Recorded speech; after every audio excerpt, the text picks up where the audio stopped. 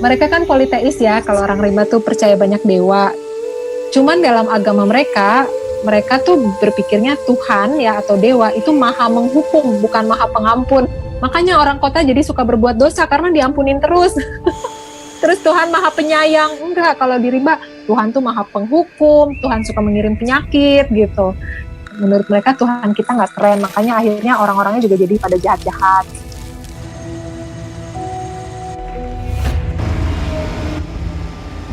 Bunuh diri, kalau kita tidak menjaga hutan kita itu bunuh diri, dan udah kelihatan kan sekarang. Pendidikan di sekolah sekarang ini nggak memberikan awareness ke kita bahwa kita ini benar-benar ada di ujung tanduk gitu loh. Kita ini sebenarnya lagi menghadapi kepunahan massal gitu loh. Sekolah dan sistem pendidikan di Indonesia nggak memberikan awareness tentang itu.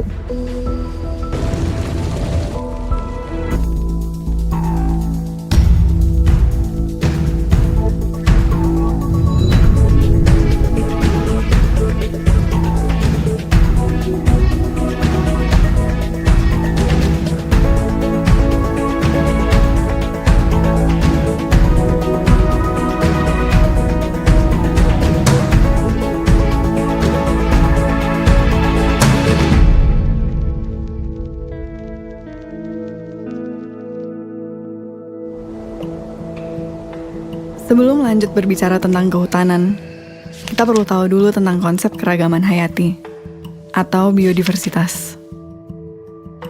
Arti biodiversitas adalah keragaman berbagai jenis kehidupan yang ada di bumi.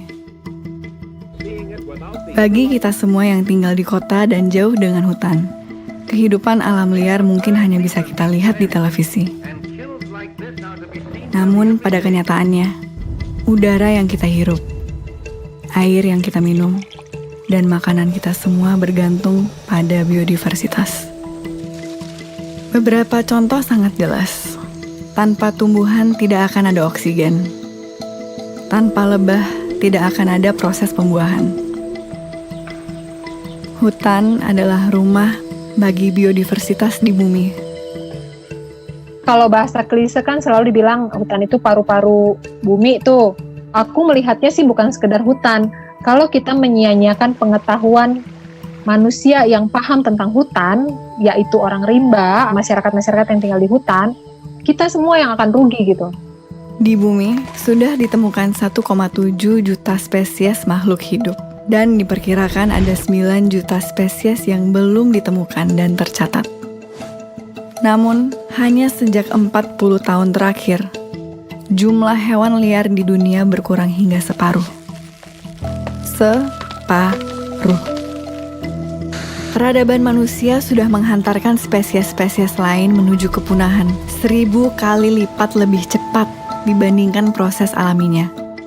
Padahal, tidak ada satupun individu atau satu jenis spesies yang dapat hidup sendiri tanpa makhluk hidup lain. Kalau orang rimba bilangnya konsep kulkas. Itu aneh-aneh karena mereka pakai bahasa kota. Mereka kan lihat kulkas ya di kota. Apa ini kulkas? Katanya. Aku bilang ini makanan. Kenapa ditaruh situ? Supaya awet. Supaya kalau orang mau perlu ambil sedikit aja. Begitu kenyang, ya udah nggak ngambil lagi. Sisanya ditaruh di kulkas. Oh, kami juga punya kulkas di hutan. Sehutan-hutan tuh kulkas karena kami ngambil secukupnya. Besok mau ambil lagi gitu. Orang kota menganggap hutan itu bukan kulkas gitu. Mungkin kayak supermarket yang harus dijarah gitu. Kalau buat orang rimba enggak. Kenapa aku ngambil sedikit? Karena besok saya perlu lagi. Yang mereka lakukan itu investasi. Aku menginvest kebaikan supaya besok kebaikan itu bisa aku ambil lagi gitu. Selalu dalam kalimat klise kita semua berkata, melestarikan lingkungan untuk anak cucu kita. Dan sekarang, inilah suara anak cucu tersebut. We are in the beginning of a mass extinction, and all you can talk about is money and fairy tales of eternal economic growth. How dare you? Yang sebenarnya sudah sejak lama mengatakan hal yang sama. I'm here to speak for the countless animals dying across this planet because they have nowhere left to go. And now we hear of animals and plants going extinct. Every day, vanishing forever. Dan di Indonesia ada Salsabila, pelajar berusia 16 tahun, bersama dengan grup Jaga Rimba yang ia dirikan. kalau kita lihat fenomena alam, bagaimana alam bekerja, ini kan nggak seharusnya seperti itu. Kita panik tapi kita nggak bisa ngapa-ngapain karena di sekolah itu kita nggak pernah diajarkan untuk peduli dengan sekitar kita. Terus sistem pendidikan di Indonesia itu kita selalu diajarkan untuk menghafal, tapi kritisnya itu nggak ada. Saat Salsabila masih bersekolah formal, ia menyerukan mogok sekolah untuk hutan. Rutin setiap Jumat, Salsa dan teman-temannya bolos sekolah dan berunjuk rasa. Hingga akhirnya ia memutuskan untuk keluar sekolah, homeschooling, dan menggunakan waktu yang ia punya untuk hutan dan lingkungan. Mogok sekolah untuk hutan pertama kali itu tanggal 13 Januari 2020. Waktu itu aku bolos sekolah, langsung ke KLHK pagi-pagi. Ketika turun, ya memang gak mengharapkan apa-apa, cuma mau ngeluarin marah sama sedih aja sih. Dan mereka awalnya ya kayak ketawa gitulah, kamu idealis banget sih, oh udahlah sekolah aja dan lain sebagainya gitu.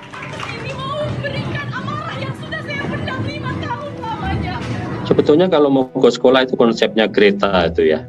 Saking keselnya dia terhadap situasi yang ini kok hanya ngomong aja ini para pakar dan semua ini ya. Nah, tapi kalau di Indonesia itu tidak perlu dilakukan, justru minta waktu kepada sekolah untuk menyampaikan pesan-pesan mereka, tidak justru meninggalkan sekolah.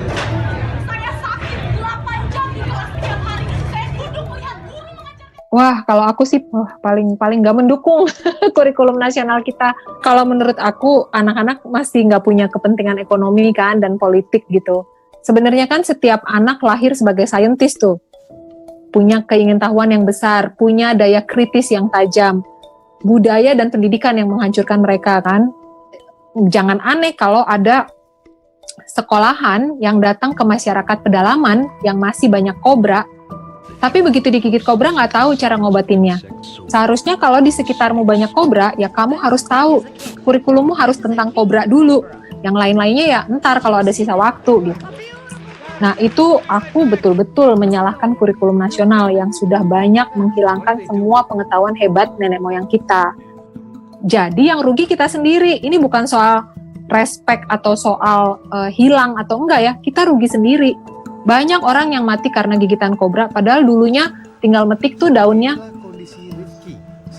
Sebenarnya aksi mogok sekolah untuk hutan ini nggak hanya menekankan bahwa hutan ini penting, tapi juga menjadi sebuah kritik untuk sistem pendidikan di Indonesia sekarang. Pendidikan di sekolah sekarang ini nggak memberikan awareness ke kita bahwa kita ini benar-benar ada di ujung tanduk gitu loh. Kami 2 kali aksi itu langsung dipanggil audiensi dan ketemunya langsung dengan Pak Wakil Menteri LHK. Tapi pas kalau ngelihat hasil audiensi sebenarnya agak sia-sia juga sih. Kami ini masih sekolah, jadi mereka nganggapnya ini, wah ini anak sekolah udah turun, udah paham masalah hutan, jadi jatuhnya lebih banyak ke pujian-pujian yang sebenarnya nggak kita inginkan. Kita maunya mereka bilang, oke, kami akan turun ke lapangan, enggak. Aku nggak tahu 10 tahun lagi apakah mereka akan merasakan dampak dari kebijakan-kebijakan yang mereka buat. Tapi yang pasti yang akan terkena dampaknya itu anak cucu mereka, dan anak cucu mereka kita adalah salah satu bagian dari mereka.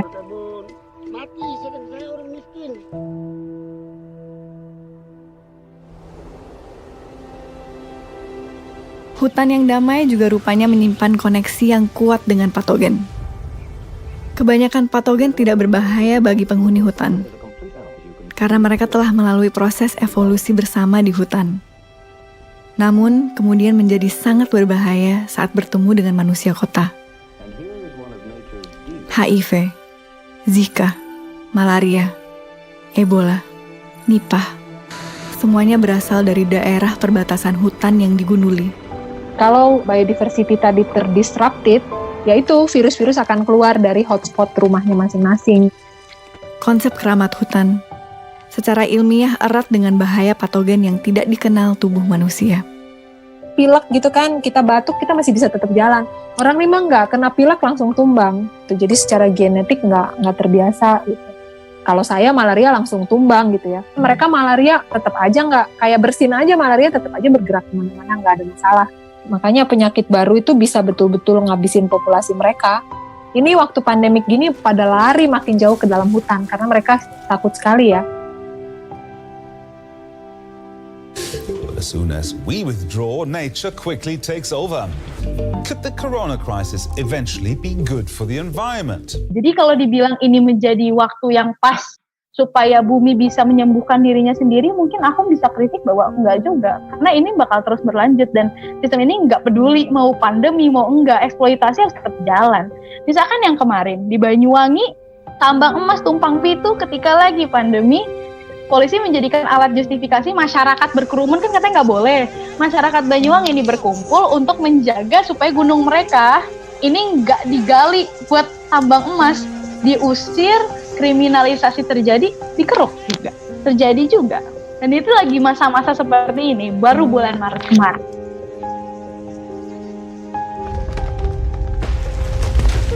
Rusaknya biodiversitas juga berpengaruh langsung pada perubahan iklim dan global warming. Dan permasalahan biodiversitas ini lebih gawat, karena saat suatu spesies punah, tidak ada jalan untuk mengembalikannya.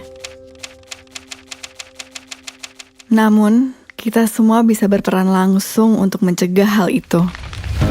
Pengundulan hutan selalu dilakukan dengan alasan agrikultur, membuka lahan peternakan, terutama sapi, minyak sawit, industri kayu, pertambangan, batu bara. Ini adalah produk-produk yang kita konsumsi setiap hari, non-stop. Minyak sawit ada di hampir semua makanan, mulai dari minyak goreng hingga coklat, bahkan dalam sampo dan sabun.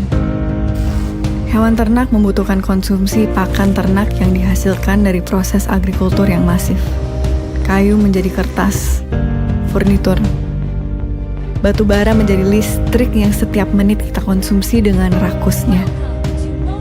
Dalam semua komponen smartphone dan benda elektronik yang kamu pakai untuk menonton film ini, ada jejak industri pertambangan di sana. Dengan memilih dan mengkonsumsi produk makanan, sabun, dan sampo alternatif, hemat dalam menggunakan kertas, mengurangi konsumsi daging, hemat listrik, efektif memakai gadget, buka wawasan, tonton film dokumenter tentang lingkungan, bahkan sesederhana mengurangi makan gorengan, sudah merupakan kontribusi nyata dalam mencegah pengundulan hutan. Secara langsung, kita menyetop kepunahan massal, hanya dengan merubah pola pikir kita. Jadi jangan lo ngerasa lo pinter, karena sebenarnya bagaimana orang rimba melihat kamu harusnya malu loh dengan cara hidup kamu seperti itu. Berpikirnya terbalik gitu. Lalu orang seperti ini dari Jakarta datang ke saya di Rimba, mengajari saya cara hidup yang lebih baik gitu ya, bilang saya bodoh, sok-sok ngajarin saya apa yang mau saya contoh gitu. Di mananya saya bisa kagum sama kalian kalau kalian cara hidupnya begitu.